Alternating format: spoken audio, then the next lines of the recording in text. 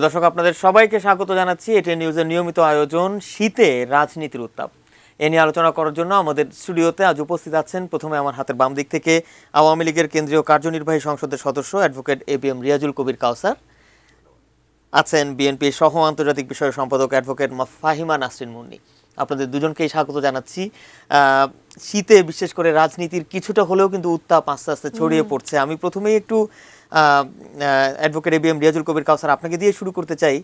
দেখা যাচ্ছে যে বিএনপির পক্ষ থেকেও কিন্তু ইদানিং বেশ কিছু কথাবার্তা বলা হচ্ছে এবং বিএনপির মহাসচিব মির্জা ফখরুল ইসলাম আলমগীর আজকে বলেছেন যে খালেদা জিয়াকে নির্বাচন থেকে সরিয়ে দেওয়ার চেষ্টা করা হচ্ছে। এ ষড়যন্ত্র মোকাবেলা করার জন্য তিনি সবাইকে রুখে দাঁড়ানোর আহ্বান জানিয়েছেন। কিভাবে দেখছেন বিষয়টিকে? ধন্যবাদ এটিএন নিউজ দর্শকবৃন্দকে, ধন্যবাদ মাহবুব, ধন্যবাদ মুন্নিয়াপা। Thank you. সবাইকে বিজয় দিবসের শুভেচ্ছা। ডিসেম্বর মাস বিজয়ের মাস, সকল দর্শকবৃন্দকে আমি বিজয়ের শুভেচ্ছা জানাচ্ছি। মাহমুদ, আপনি যে প্রশ্নটি করেছেন, আসলে বেগম খালেদা জিয়ার যে বিষয়গুলো, এটি একটি আইনি প্রক্রিয়া। আপনি জানেন বেগম খালেদার বিরুদ্ধে ইতিমধ্যে যে সকল মামলা হয়েছে, যেসব বিষয়ে মামলা হয়েছে, এগুলো প্রায় ৩-৪ বছর আগের। কিন্তু আমরা লক্ষ্য করে দেখেছি উনি দীর্ঘদিন আইনি প্রক্রিয়া অংশগ্রহণ করেন নাই, যার ফলে এই মামলাগুলো পিছিয়ে গেছে, আইনি কার্যক্রম পিছিয়ে গেছে। এই কিছুদিন আগে গত 1-2 মাস যাবৎ উনি নিয়মিত হাজিরা দিচ্ছেন, মামলা কার্যক্রম চলছে। আমরা মনে করি বাংলাদেশের প্রচলিত আইনই ঠিক করবে ওনার আইনি ভবিষ্যৎ কি হবে, বিচারিক ভবিষ্যৎ কি হবে। আপনার কি মনে হয় বিএনপি থেকে কেন আসলে এই কথাটা বলা হচ্ছে যে খালেদা জিয়াকে নির্বাচন থেকে সরিয়ে দেওয়ার চেষ্টা? আমি তা মনে করি না, কারণ আপনারা জানেন যারা রাজনীতি করেন, আমাদের বর্তমান প্রধানমন্ত্রী, বাংলাদেশ আওয়ামী লীগের সভানেত্রী জননেত্রী শেখ হাসিনাও ইতিপূর্বে অনেক মামলায় আসামি হয়েছেন, অনেক মামলায় লড়েছেন এবং আইনি প্রক্রিয়ার মধ্য দিয়েই উনি মামলা থেকে বের হয়ে এসেছেন। মির্জা ফখরুল আজকে আরও একটি কথা বলেছেন যে আজকের এই দিনে আমরা জাতীয় ঐক্যের আহ্বান করছি। আজকের এই দিনে আমরা একটি সুষ্ঠু অবাধ নির্বাচনের জন্য নিরপেক্ষ নির্দলীয় সরকারের অধীনে নির্বাচন দিয়ে জনগণের সরকার প্রতিষ্ঠার আহ্বান জানাচ্ছি। অর্থাৎ বিএনপি কিন্তু সেই নির্দলীয় নিরপেক্ষ সরকারের কথাই কিন্তু আজকেও বলেছে। ওনারা গত কয়েক মাসে কখনো বলেছেন তত্ত্বাবধায়ক সরকার, কখনো বলেছেন নির্দলীয় সরকার, কখনো বলেছেন সহায়ক সরকার। আসলে ওনারা নিজেরাই সিদ্ধান্তে আসতে পারছেন না যে আসলে কোন সরকারের অধীনে নির্বাচন চান। কিন্তু আমরা স্পষ্ট করে বলতে চাই, বর্তমান সংবিধানের অধীনে আগামী এই সংসদের মেয়াদ শেষ হওয়ার 3 মাস আগে নির্বাচন কমিশন সাংবিধানিক যে রীতিনীতি আছে সেই রীতিনীতিতেই একাদশ জাতীয় সংসদ নির্বাচনটি অনুষ্ঠিত করবেন। এই ব্যাপারে সরকার সকল সহযোগিতা প্রদান করবে এবং আমরা তখন জনগণের কাছে যাব। জনগণ যে রায় দেবে সেই রায় আমরা মেনে নেব এবং জনগণের রায় যারা পাবে তারাই একাদশ জাতীয় সংসদ নির্বাচনের মধ্য দিয়ে রাষ্ট্রীয় ক্ষমতায় অধিষ্ঠিত হবে।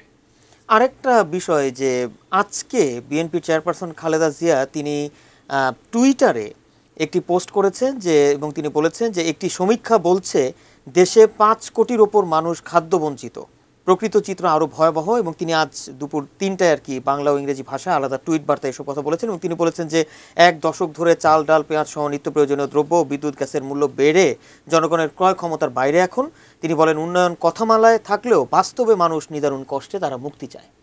এর কোনো বাস্তব ফলাফল কি আপনি দেখতে পাচ্ছেন? আপনি দেখতে পাচ্ছেন বাংলাদেশ এখন খাদ্যে স্বয়ংসম্পূর্ণ একটি দেশ।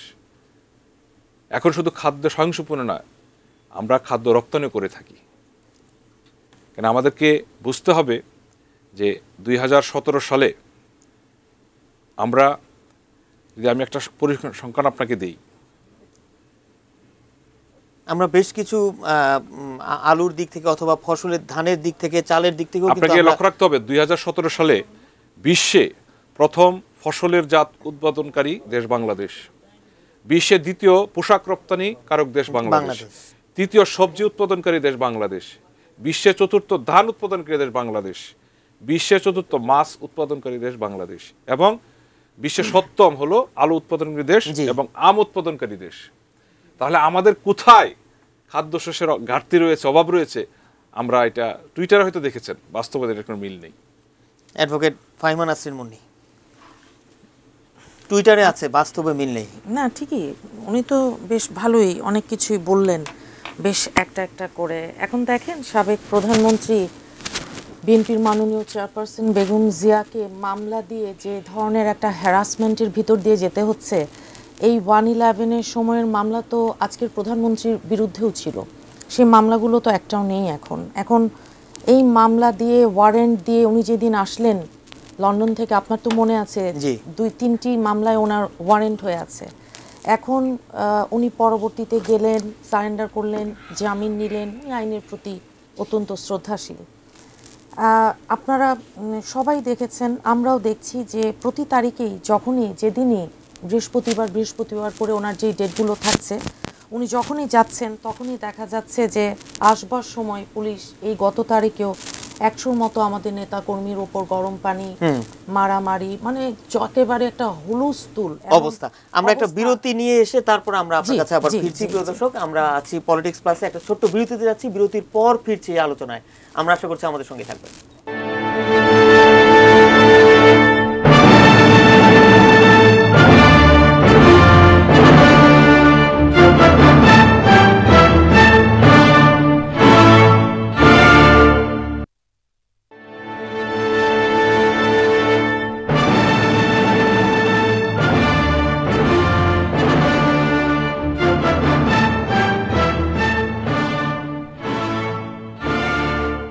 প্রিয় দর্শক, বিরতির পর আবারও স্বাগত জানাচ্ছি আজকের পলিটিক্স প্লাসে। আজকে আমাদের বিষয় হচ্ছে শীতে রাজনীতির উত্তাপ। আমরা ছিলাম অ্যাডভোকেট ফাহিমা নাসরিন মুন্নি আপনার কাছে। আপনি বলছিলেন বিরতির আগে অ্যাডভোকেট এবিএম রিয়াজুল কবির কাউসারও বলছিলেন যে আসলে বিএনপি একবার এক এক কথা বলে। একবার বলে নির্দলীয় সরকার, একবার বলেন সহায়ক সরকার, আরেকবার বলে নির্বাচনকালীন সরকার। আসলে বিএনপি ঠিক কোন নীতিতে এগোবে এটা নিয়ে কি একটু দিকভ্রান্ত? না, মোটেই না। কারণ আপনি তো বললেন যে 3টা কথা আপনি বললেন, নির্বাচনকালীন সরকার, সহায়ক সরকার, নিরপেক্ষ নির্দলীয় সরকার। মূল কথাটা হচ্ছে যে সরকারের কোনো রাজনৈতিক ইন্টারেস্ট থাকবে না ওই নির্বাচনকালীন সময়ে, যেরকম ছিল আমাদের তত্ত্বাবধায়ক সরকার, যেটা ছিল আওয়ামী লীগের ব্রেইন চাইল্ড। এখন দেখেন, এই যে আপনি প্রশ্ন করলেন, আলোচনায় এসছে যে আমাদের বিএনপির মাননীয় চেয়ারপারসন সাবেক প্রধানমন্ত্রী বেগম জিয়াকে নির্বাচন থেকে সরিয়ে দেবার একটা পায়তারা করা হচ্ছে সরকার এবং ক্ষমতাসীন দলের, ওনারা করছেন। তো এটা তো খুব অবভিয়াস, কারণ এটা তো বোঝাই যাচ্ছে নির্বাহী বিভাগের সাথে বিচার বিভাগের যে একটা টানাপোড়েন, যেটা নিয়ে আমাদের মাননীয় প্রধান বিচারপতি এসকে সিনহা সাহেবকে ছুটিতে যেতে হলো, অসুস্থ ক্যান্সারের রোগী হতে হলো, দেশ ছাড়তে হলো, হ্যাঁ, এখন বিদেশে বসবাস করতে হচ্ছে ওনাকে। তো এই অবস্থায় কিছুদিন আগেই নিম্ন আদালতের বিচারকদের যে শৃঙ্খলা বিধি হয়েছে, সেখানে আপনি নিশ্চয়ই দেখেছেন পুরোপুরি এটা সরকারের এবং বিশেষ করে আইন মন্ত্রণালয়ের নিয়ন্ত্রণে আছে। এটা নিয়ে আমাদের বিএনপির যিনি মহাসচিব আছেন, উনি ওনার একটি রিয়াকশন দিয়েছেন।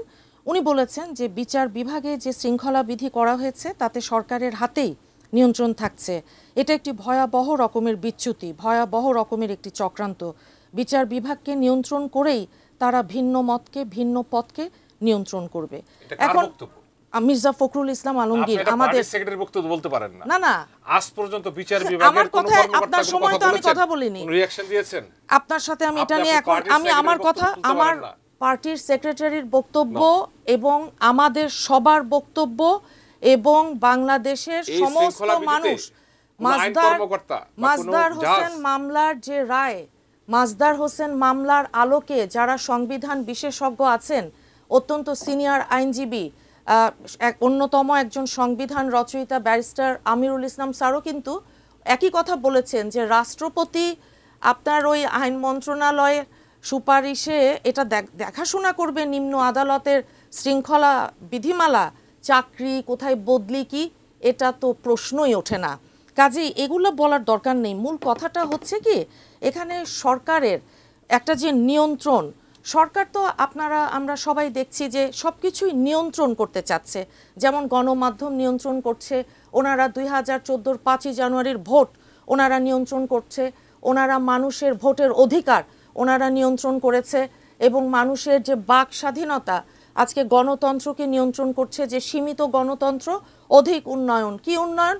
উন্নয়নের আপনার কোনো সীমা পরিসীমা নেই, কারণ আপনার এখানে তো কোনো জবাবদিহিতাও নেই, আর এখানে তো সুবিচার, ন্যায় বিচার, সুশাসন এগুলো তো সুদূর পরাহত। এই যখন অবস্থা, তখন এই যে আপনার এই জিয়া চ্যারিটেবল মামলার যে মামলাটাতে ড্র্যাগ করছে বেগম জিয়াকে বারবার সরকার 2 কোটি কত লক্ষ টাকার একটি মামলা, বলা হচ্ছে এতিমের টাকা মেরে খেয়েছে। কে বলছেন?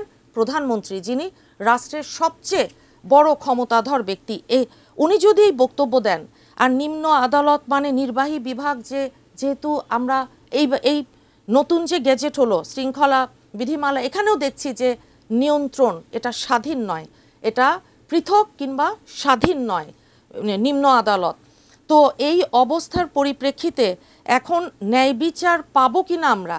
সরকার তো এটা রাজনৈতিক বিষয় যে নির্বাচনকালীন সরকারটা কি হবে, সেখানে রাজনৈতিক সমঝোতায় না গিয়ে আইন দিয়ে ঘায়েল করতে চাচ্ছে বিএনপিকে, আইন দিয়ে ভয় দেখাতে চাচ্ছেন ওনারা। মামলা এই যে এই কনভিকশন হবে, ভয় দেখাতে চাচ্ছে এবং আইন দিয়ে ঘায়েল করতে। আচ্ছা, আমরা দেখি অ্যাডভোকেট এবিএম রিয়াজুল কবির কাউসার এই বিষয়ে কি বলেন, আমরা সেটাই দেখি। স্পষ্ট করে বলতে চাই, আমরা পরে আসি আবার আমরা স্পষ্ট করে বলতে চাই যে আমাদের দেশে এখন আমরা চাই না একদিনও একটি অনির্বাচিত সরকার থাকুক, কারণ আমরা ইতিপূর্বে লক্ষ্য করে দেখেছি এটা আইনগতভাবে 154 জন কিভাবে আসছে আপনাদের? কোন প্রতিদ্বন্দ্বিতা হয়েছিল?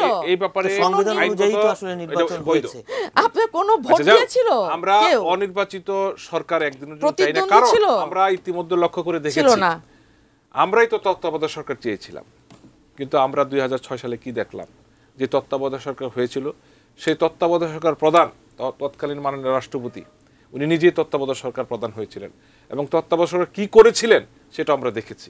অর্থাৎ অনির্বাচিত সরকার কি করতে পারেন সেটা আমরা লক্ষ্য করে দেখেছি। আমরা সেদিকে যেতে চাই না, আমরা চাই এই নির্বাচিত সরকারের অধীনেই নির্বাচন হবে, নির্বাচন করবে নির্বাচন কমিশন, নির্বাচন কমিশনের জন্য যেসব সহযোগিতা দরকার রাষ্ট্রীয়ভাবে সেটা সরকার প্রদান করবে। নিম্ন আদালতের বিচারকদের শৃঙ্খলা বিধির গেজেটের ব্যাপারে আমি যতটুকু জানি যে শৃঙ্খলা বিধিটি জারি হয়েছে, এটি আইন মন্ত্রণালয়, সুপ্রিম কোর্ট এবং নিম্ন আদালতের বিচারপতিদের সমন্বয়ে একটি কমিটির মাধ্যমে হয়েছে। আপনি জানেন দীর্ঘ সময় আলোচনাটি হয়েছে, দীর্ঘ সময় মাননীয় আইনমন্ত্রী অনেক সময় নিয়েছেন। আপনার তো লক্ষ্য পত্রিকায় নিউজ এসেছে, প্রধান বিচারপতির সাথে বৈঠক, অ্যাপিল ডিভিশনের বৈঠক, জাজেস সমিতির সাথে বৈঠক, তারপর এটি জারি হয়েছে অনেক সময় নিয়ে। এবং আপনি যখন গেজেট জারি হয়েছে কোনো মহল থেকেই এটা জারির বিপক্ষে কোনো বক্তব্য আসেনি। ওনার যেটা বলেছেন, উনি দলীয় মহাসচিবের বক্তব্যটি উনি পড়েছেন, কিন্তু বিচার বিভাগের কোনো লেভেলের কোনো কর্মকর্তা, কোনো জাজ, আমিরুল ইসলাম স্যার তো ওনার বক্তব্যটা বললাম যে এটা আপনার এন্ডোর্স করবেন না। আচ্ছা, আমরা বিরতির পর তারপর আবার আপনার কাছে আসবো। প্রিয় দর্শক, আমরা আছি পলিটিক্স প্লাসে, একটা ছোট্ট বিরতি নিয়ে আবারও ফিরছি, সঙ্গেই থাকবেন।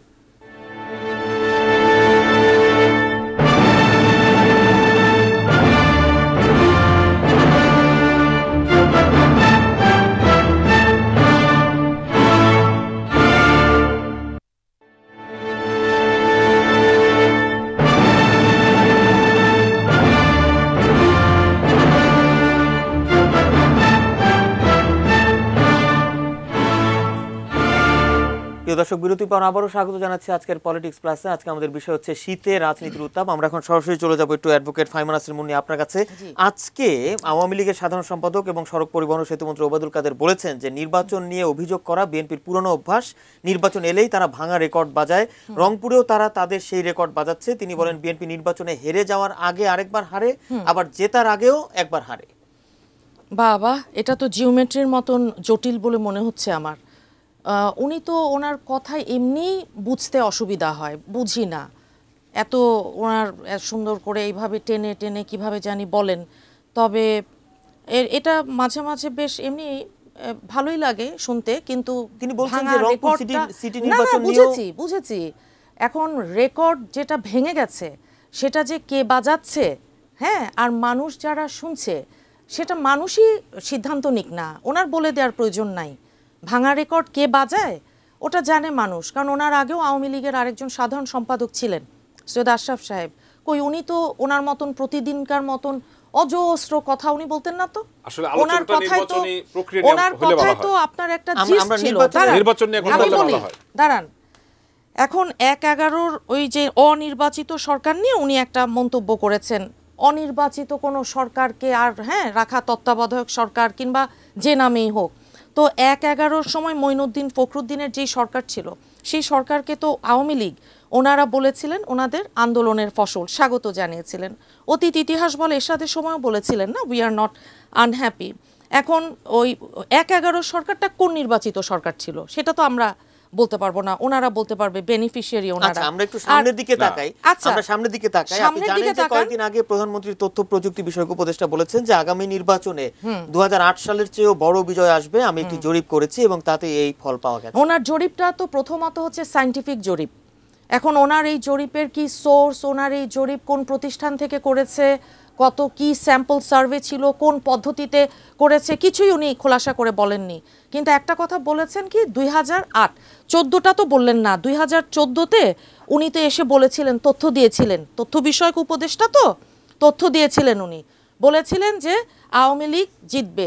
এইবার আবার উনি আবার তথ্য দিতে আসছেন, এবার উনি তথ্য দিয়ে বলেছেন যে এইবার বাংলাদেশে এমন কোনো রাজনৈতিক দল নেই যারা আওয়ামী লীগকে হারাতে পারে। তো কি বিদেশে আছে? কারণ উনি তো বিদেশে থাকেন, উনি তো বাংলাদেশে থাকেন না। উনি এসে একটা বলেন কি সুখবর দিতে এসছি। কি সুখবর? আওয়ামী লীগের ভয় পাওয়ার কিছু নেই। মূল কথা হচ্ছে এটা, আওয়ামী লীগ জনগণকে ভয় পায়। আওয়ামী লীগ জানে যে এই গুম খুন অন্যায় অত্যাচার দুঃশাসন নিপীড়ন, চালের দাম পেঁয়াজের কেজি 120 টাকা, আপনার চাল ডাল বেগম জিয়া যে টুইটটি করেছেন এটা তো উনি অত্যন্ত সময় উপযোগী।